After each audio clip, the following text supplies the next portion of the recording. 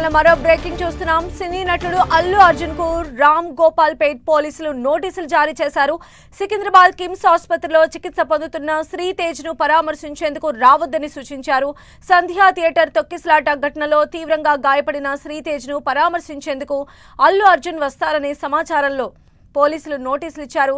పరామర్శకు వస్తే తమ సూచనలు పాటించాలన్నారు. ఏదైనా జరిగితే అల్లు అర్జున్ బాధ్యత వహించాల్సి వస్తుందని నోటీసుల్లో పేర్కొన్నారు.